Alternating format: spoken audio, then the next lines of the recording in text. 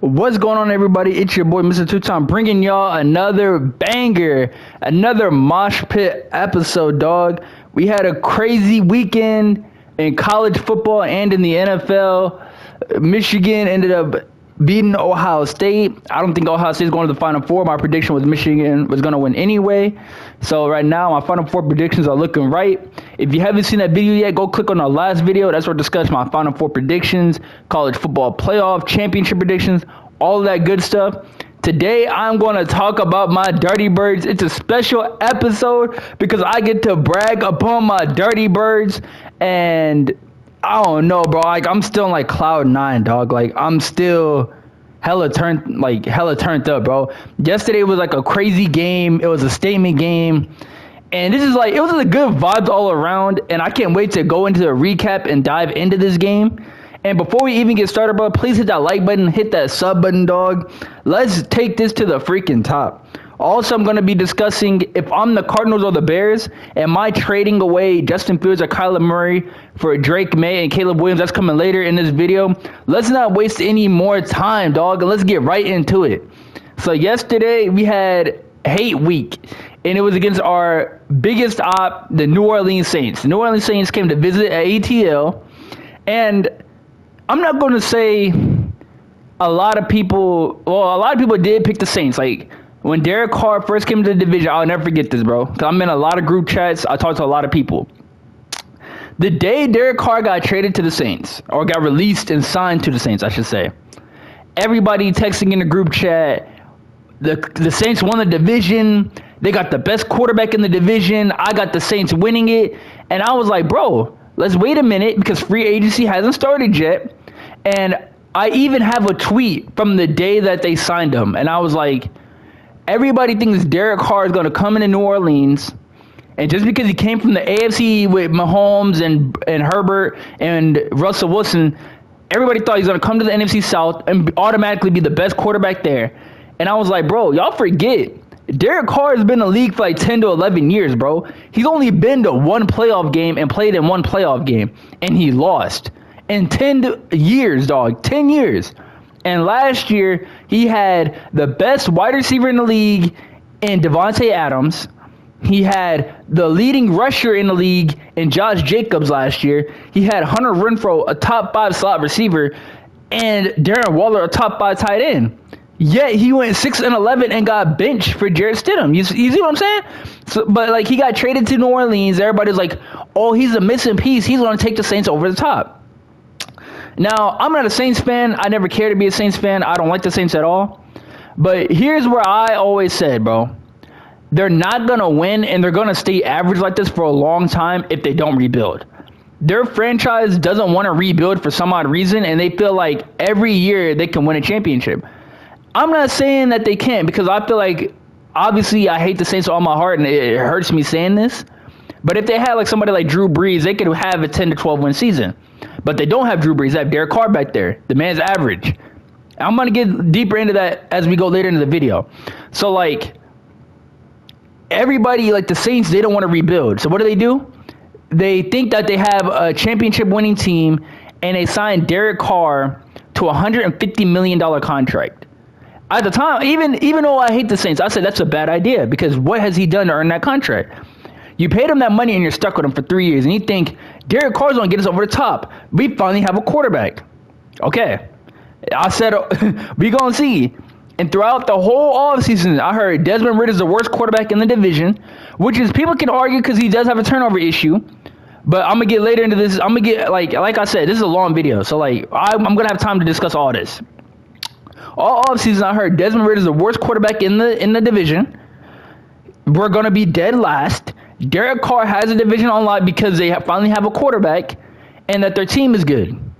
I said, bro, they have aging vets on that team. Cam Jordan's old. Demario Davis old. Jamal Williams, everybody loved the Jamal Williams when he first signed. I said, bro, don't forget who he was before he came? Before last year? Yeah, he led the league in touchdowns. To me, touchdowns is the most pointless stat ever. Because for a running back, you're literally running the ball 1 yard in, 2 yards in, and everybody thinks you're glorified. I'm not saying it's easy to score a touchdown in the league. I'm not. But when you score these 1-2 yard touchdowns, everybody thinks you're godly level. So when they saw Jamal Williams, they said, "Oh, we have the leading touchdown scorer and stuff." I'm like, bro, you forget Jamal Williams played for Detroit and played for Green Bay, and he was not that guy. He was good, he was average, but he was not that guy like how they were saying he was. They was like, "Oh, we got Jamal Williams, aging guy. Derek Carr, average guy. Jawan Johnson, old ass tight end. You got Alvin Kamara, who was coming off a suspension at the time. Michael Thomas, who can never stay healthy, who's also in his 30s. It's like you have an old team, yet you don't want to rebuild. And this is why I think the Falcons beat him yesterday. Like I said, I'm gonna deep dive all into this. Like, I'm not gonna just talk my shit and not explain any of this. But this is why I thought the Falcons beat him yesterday. So you don't rebuild, and then you have an average ass O line. You have an average ass D line. Your DB core is great. Your receiving core is great. Even though I hate them, the receiving core is great, but you have no trench work. And no trench work is how you get beaten, how you get dominated down the stretch. So they don't want to do that. All offseason, I heard they got, I forgot Honey Badger's also old.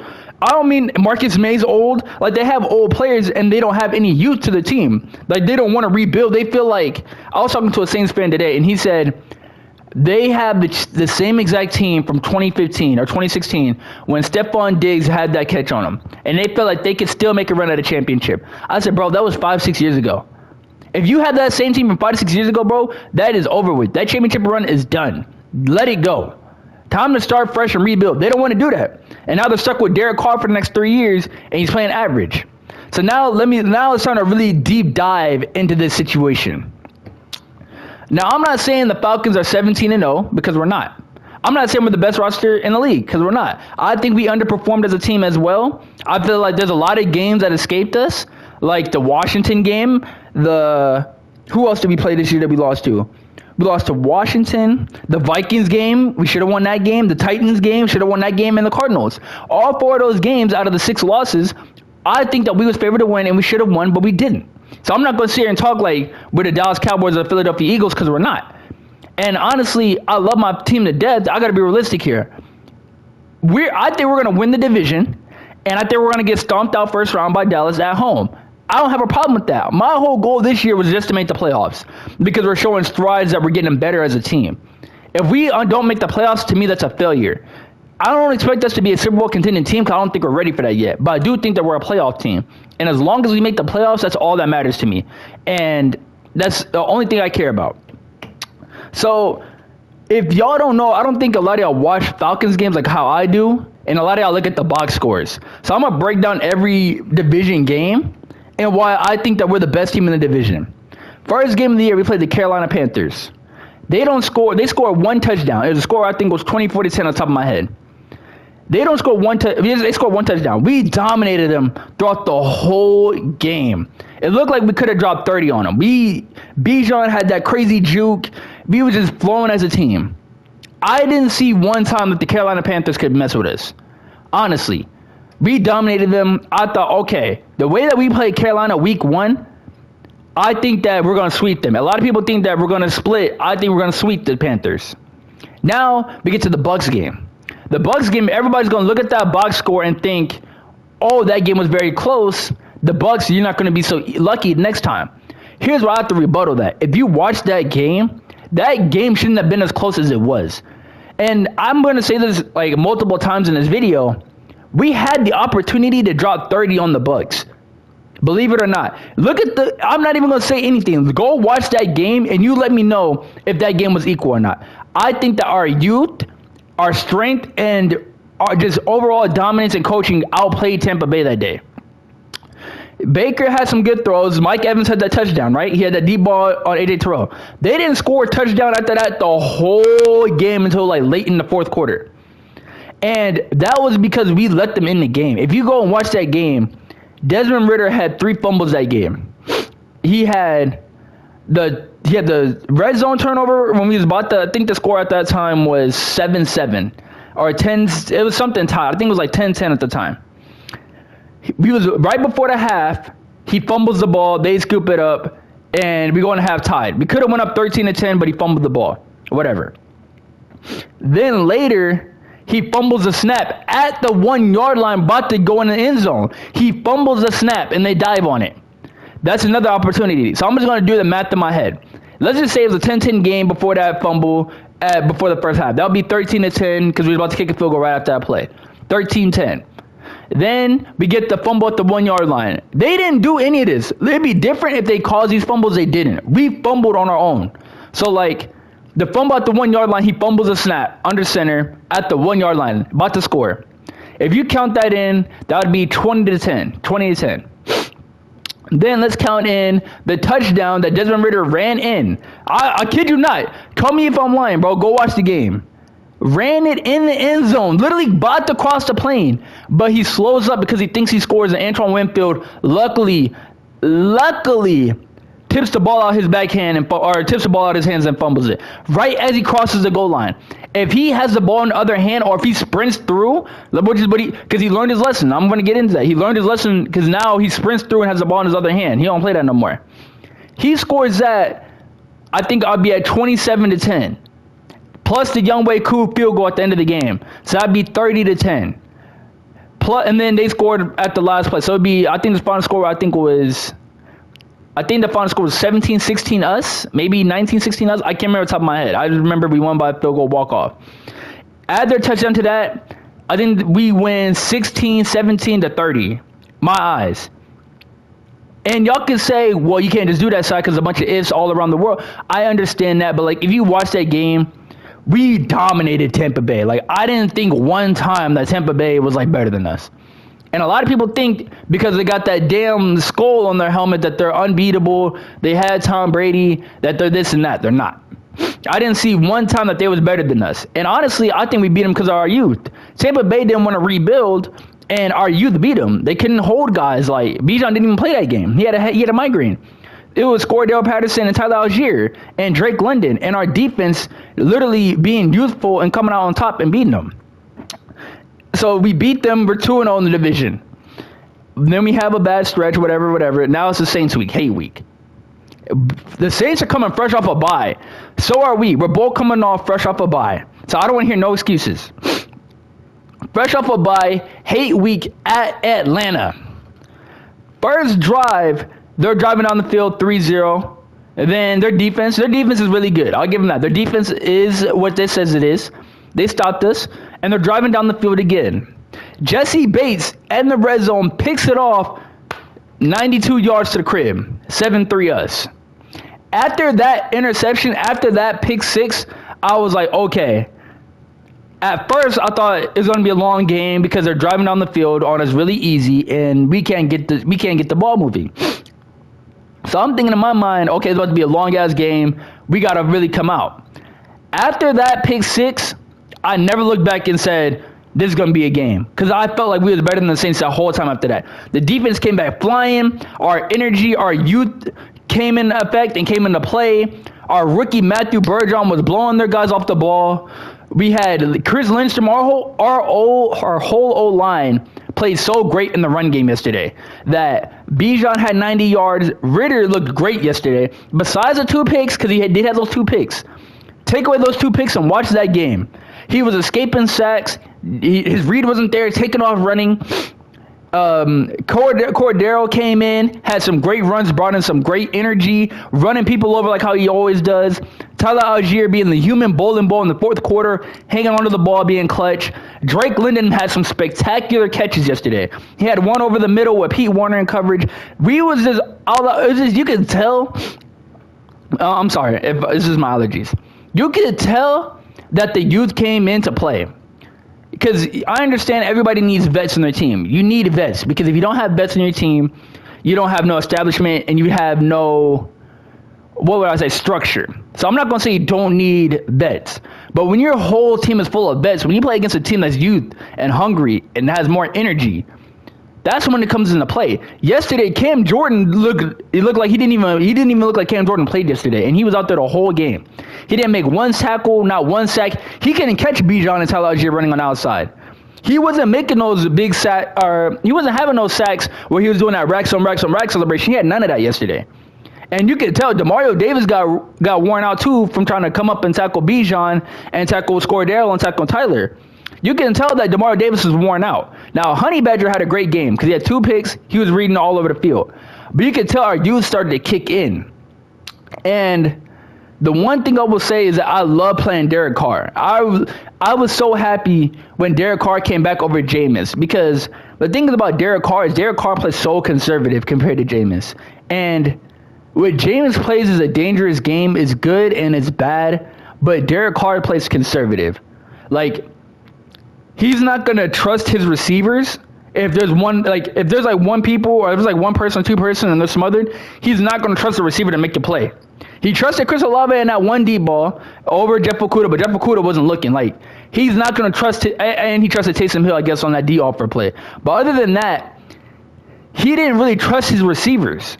Jameis Winston's not going to give a damn. He's going to throw that ball, and sometimes it's going to be intercepted, sometimes it's going to come down as a touchdown. It is what it is. You don't want to play guys like that because it could be the wrong time of day. The way Chris Olave was the day Chris Olave was having before he got injured, if Jameis Winston was playing, I wouldn't be surprised if Chris Olave had 2 touchdowns yesterday. And I'm dead serious. Because the way that Jeff Okudah was on him, you couldn't stop Chris Olave yesterday. And I felt like in the red zone, you had to get the ball to Chris Olave. But Derek Carr just didn't. And I love that because Derek Carr, I've seen this. My cousin's a Raiders fan. I've watched Derek Carr play. I know how he is. He's conservative. And I knew that if you get in his head and make a mistake, he's not going to want to do that again. Derek Carr was playing aggressive until that pick six happened. And after that, he started playing conservative.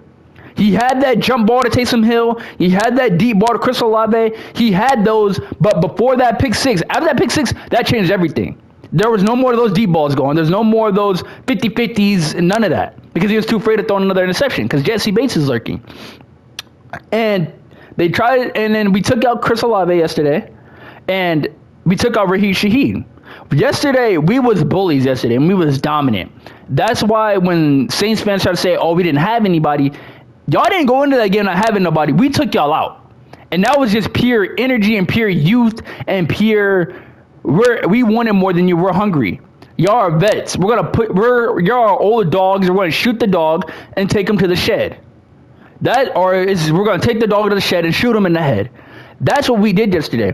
You could tell throughout the whole game that we was bullies yesterday. And not one time did the Saints show that they were just as feisty as us, just as hungry, just as youthful, just as much as a dog as ATL was. It started when there's plenty of plays I can count out. Look at Lynn Bowden when he tried to go block DeMarco Helms. We got a 15-yard penalty on that, but we didn't care because DeMarco put him on his ass and stood over him and let you know, like, yo, I'm here all day. And Lynn Bowden's laying on the ground holding his knee, holding his body. Like, what I just get myself into? Cordell Patterson before the half, running guys over, stiff-arming guys, lowering his shoulder. Saints fans are flying all over, or not Saints fans, Saints players are flying all over the field. Like, they didn't even want to come up and tackle him, just like last year. And then as soon as I seen that, I knew we had him. Chris Olave versus D. Alford. D. Alford made a play and stood over Chris Olave. Like, I own you. Like, no, none of that. It was just so many plays. A.J. Terrell, Chris Olave going up for a pass. A.J. Terrell knocks Chris Olave's head into the turf, knocks him out the game with a concussion. Now, I'm not saying we're playing dirty because we're not. We're just playing more angry, more youthful. Like, you're not going to come to ATL like you did the last 2 years and think that this is the same team. You're going to dog walk us just because you feel like Derek Carr is way better than Desmond Ridder. He's not. They came into that game and got punched in the mouth. At first, everything was going great for the Saints. Same thing with Taysom Hill. Go look at what Nate Landman did to Taysom Hill and let me know if he ran the same after that. They was running quarterback powers with Taysom Hill like 3 or 4 times.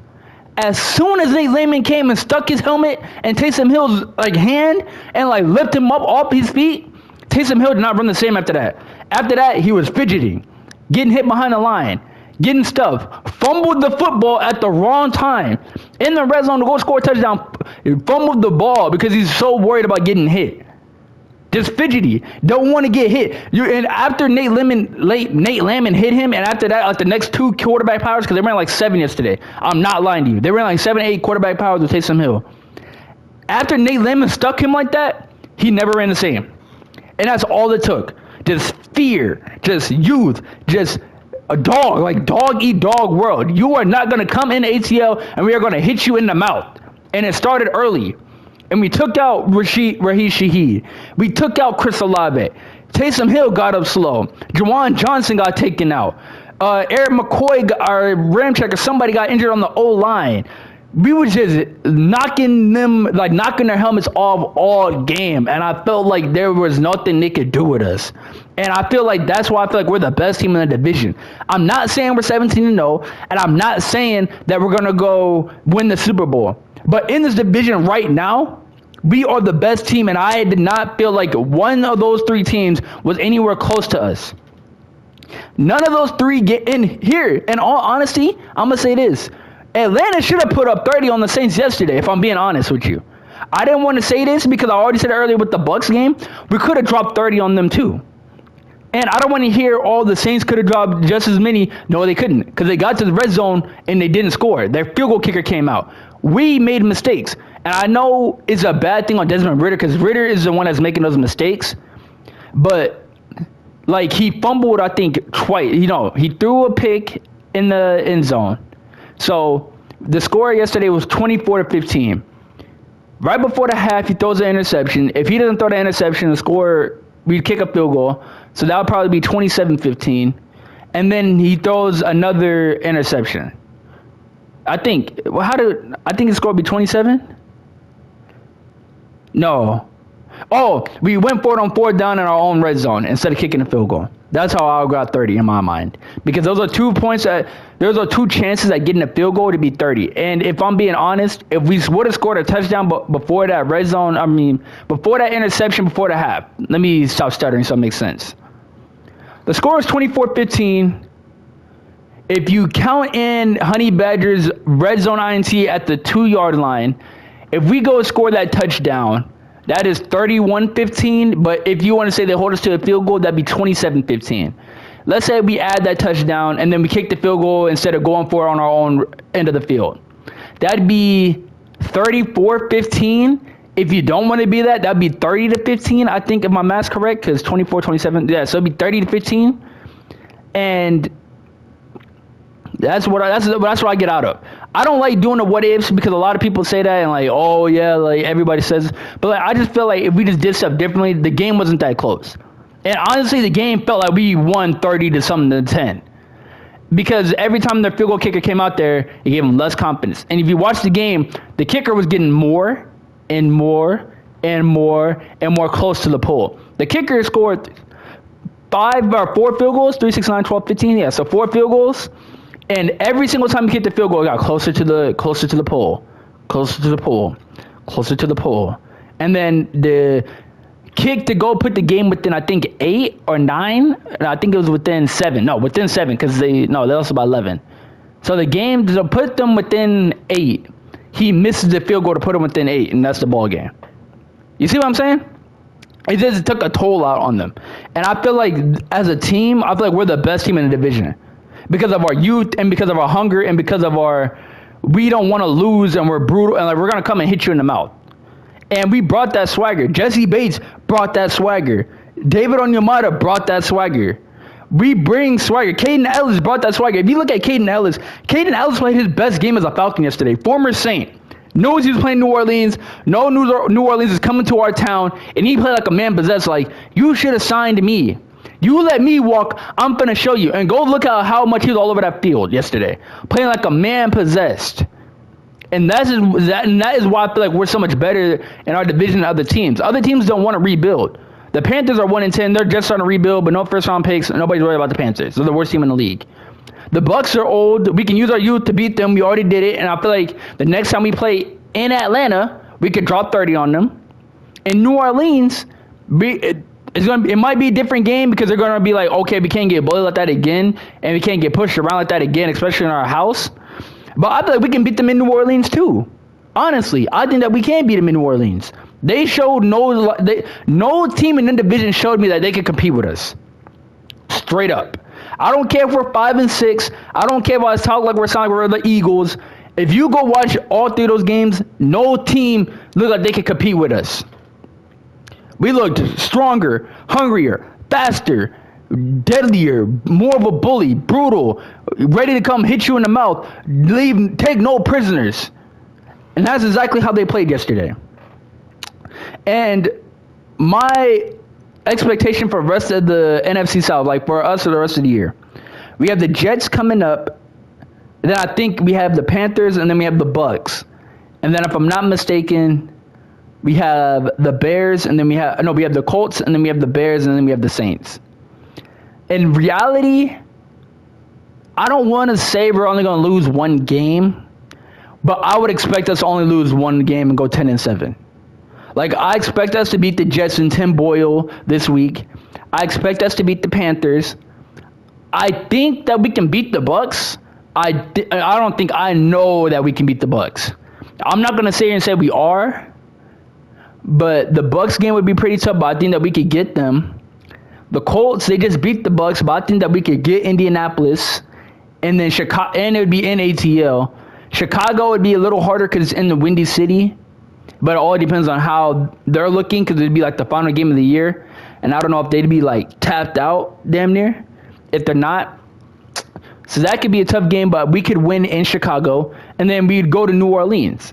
And if we lose that one game in New Orleans, we'd have the division record, because right now we're 3-0. We're undefeated in the division. So, like, even if we do somehow lose to the Saints in that final game, we would still go to the playoffs. And the Saints still have to go see LA and the Rams. They still got to go see Detroit this upcoming week. And they had to play the Giants. And they still got to play Tampa Bay. And don't forget, New Orleans lost to Tampa Bay earlier in the year. And I think that they would have to do it without Lattimore and Michael Thomas too. So you never know, bro. We could go 10-7. I'm not saying we are. If we can go 10-7 or 9-8 and make the playoffs, I don't really care. As long as we make the playoffs, I don't care what our record is. I just want to make the playoffs just to show that we're not the same old team. And a lot of people didn't have us winning because of Desmond Ridder. A lot of people didn't have us winning because of Desmond Ridder. They didn't think Desmond Ridder was good enough. They thought Baker Mayfield and Derek Carr was so much better than Ridder. But here's the thing. Ridder beat all the quarterbacks that they said was better than him. He beat Bryce Young. He beat Derek Carr. He beat Baker Mayfield. All three of them. And he dominated them. The games didn't even look close. Take away those 3 turnovers in Tampa Bay, we dropped 30. Take away those 2 red zone trips and per tournament of points, we got 30. We already dominated Tampa. We already dominated New Orleans. Or not New Orleans, Carolina. They dropped 1 touchdown. But I was not worried at all that whole game. And here's the thing that makes it even more crazy.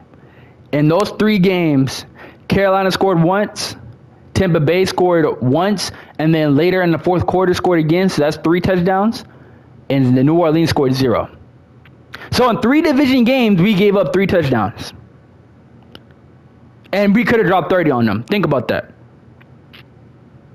Think about that. And if you look at it, you can't even say, well, what about the other teams? Like, if they would have did this, they would have did that. No, they couldn't. New Orleans Saints had chances to go score a touchdown. They just kicked field goals. Tampa Bay didn't even get close to the red zone besides that touchdown to Mike Evans, which wasn't even in the red zone. It was like a 40-yard bomb. And that field goal that had a 10-0 or 10-7, whatever. Other than that, until like the final 3 minutes of the fourth quarter, they didn't even see the red zone. So they didn't even have a chance to get in the end zone like that either. And neither did Carolina. I'm telling you right now, we could have dropped 30 on them, and them scores would have stayed the exact same. And it would have looked even worse on their end. But that's my whole piece about ATL. Oh, one last thing. Derek Carr stuck there for 3 years, $150 million. Tampa Bay got no salary cap, and Bryce Young has no weapons and got no first overall pick. I'm not saying Desmond Ridder is bad. I'm not saying he can't be the guy. And like I said earlier, if you gave Drew Brees back with the Saints right now, they probably have 10 to 12 wins. But let's be realistic here. They're stuck with Derek Carr. So there's no more if they bring back Drew Brees. If we bring in somebody like Kyler Murray or Justin Fields, there's no doubt within my mind we'd have a 12-win season right now. No doubt in my mind. And I think that we're possibly going to bring them in next year. Because I think our team as a whole is ready to go win. And I don't like just saying stuff, but literally an NFL analyst or somebody said, and I quote, if Tom Brady was to play for the Atlanta Falcons right now, they'd be Super Bowl contenders.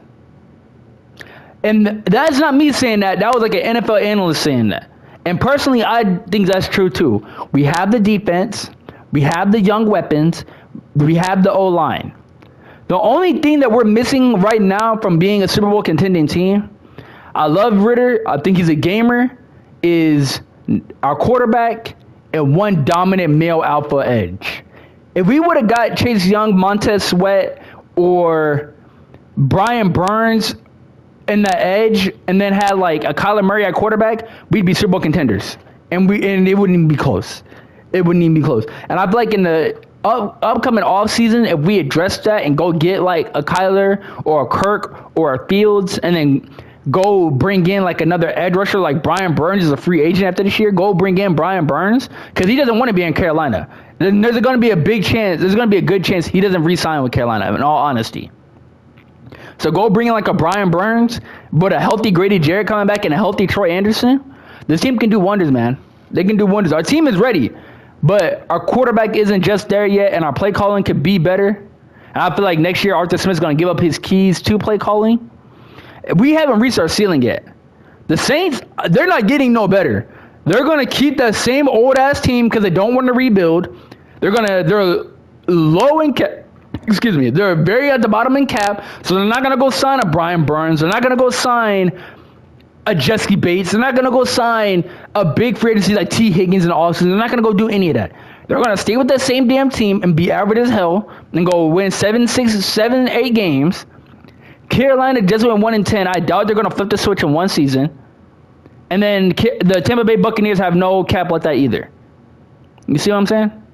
So the division could really be ours for the next 2 to 3 years, if I'm being dead honest. But let's flip it one right before the fourth quarter starts in this game. And let's get into, if I was the Bears and Cardinals, would I trade Kyler Murray and Justin Fields for Caleb Williams and Drake May? And the answer I would say is no. And here's why. Kyler Murray and Justin Fields, they're not elite guys. They're not Patrick Mahomes and Jalen Hurts and Josh Allen and Burrow. I'm not saying they are, but those are franchise guys. And it is hard to come upon a franchise guy. And I get that you'd have a top pick in the draft to go get you one. But if you trade away Justin Fields and let's say Caleb Williams doesn't work out, you wasted a franchise quarterback and you're back in the cycle that you was looking for the last 4 years. You see what I'm saying? Same thing with the Cardinals. The Cardinals was begging, looking for a quarterback a whole time. They tried with Josh Rosen, and it didn't work. You found Kyler Murray. And if Drake May doesn't work, I'm not saying these guys aren't going to work, but it's the NFL. A lot of people have put out good college tape and don't work out in the league. Same thing with Bryce Young. To me, Bryce Young was a transcendent thrower of the football. He can make any throw he wanted. Justin Fields, to me, was a great college quarterback. To me, you can't sit and tell me with a straight face Drake May and Caleb Williams are flat out better than Justin Fields at Ohio State. You can't just say that. And they were great in college too. They came to the league and they struggled a bit. And it's going to take a little bit because it's going to take a lot to process. It's going to take a long time to develop. Desmond Ridder too. Desmond Ridder was a great college quarterback. But whether people want to hear it or not, he was. Then he never lost a home game in his 4-year college career. 4-year starter, the third most wins in NCAA history, led his team to the highest ranking in Cincinnati history at number 4, led them to a college football playoff appearance, and barely lost to Georgia in the Orange Bowl the year before that. You see what I'm saying? So, like, a lot of people are great in college, but when it comes to the league, they're not that. So I'm not going to risk trading somebody who's, quote-unquote, the next Patrick Mahomes, and then he turns out to not be what y'all think he is, a.k.a. Zach Wilson. Zach Wilson was called the white Patrick Mahomes coming out because of that damn combine throw and all those cross-body throws he was making in college, and now he's not even an active quarterback on the roster. And I would hate for those teams to get rid of those guys and the Drake May and Caleb Williams not turn out for him. Just straight up. And if I was the Bears and Cardinals, I would draft Marvin Harrison, whoever has the first pick. And if I'm the Cardinals, let's say I'm just do it like this. Let's say because the Bears and Cardinals probably gonna have like the top 5 picks in the first 4-5 picks, believe it or not. So let's say the Bears got the number 1 pick. I would go Marvin Harrison. The Cardinals have the number 2 pick. I would probably go Olu Fashou or something. And then the Bears have the third pick, I would probably go get. I would probably either get a tackle for Fields, or you could try to go get like an edge rusher across from Montez Sweat. I like Trice out of Washington. I like Jared Verse out of Florida State. He's a very popular one. I like Tully. I like Ellis out of Utah. You could go get one of them. And then if I'm Cardinals, I'm drafting Brock Bowers. Even though you got Trey McBride. Trey McBride, to me, is not Brock Bowers. Brock Bowers, to me, is the greatest tight end to ever play college football. You see what I'm saying? That I'm not saying Kyle Pitts is not that or nothing, but like Brock Bowers is him. You see what I'm saying? So I would go get Kyler Brock, and then I'll build off of that. Rather than, hey, let me trade away my franchise guy, and then go get Caleb, and then get like Marvin, and then Caleb not work out for you. Then you're back in the quarterback market. You see what I'm saying? And a lot of people don't like Caleb, and they don't think that his way is going to work in the league. You see what I'm saying? They don't think that Patrick Mahomes running away type. There's only one Patrick Mahomes. They don't think all that running around and all that squibbly dabbling and dropping the snap and throwing it 60 yards, they don't think that's going to work in the league. And a lot of people have actually cooled off of Caleb because of this season. They got to see like, wow, he's not really, I'm not saying he's I'm not saying he's ass because he's obviously not. But they're not saying he's that generational type of player anymore. You see what I'm saying? Because like it got to a point to where now people are starting to consider Drake May over him. He's not like the favorite number one pick. You see what I'm saying? But that's just my piece on all of this. Thank y'all for tuning in. I enjoyed talking about this, bro. You can see how passionate and how entertained I was, like speaking about this topic. As I'm gonna have more Mosh Pit episodes coming out later, and it's gonna be fun, bro. Please hit that sub button. Please hit that like button. 2 times out of here. Peace.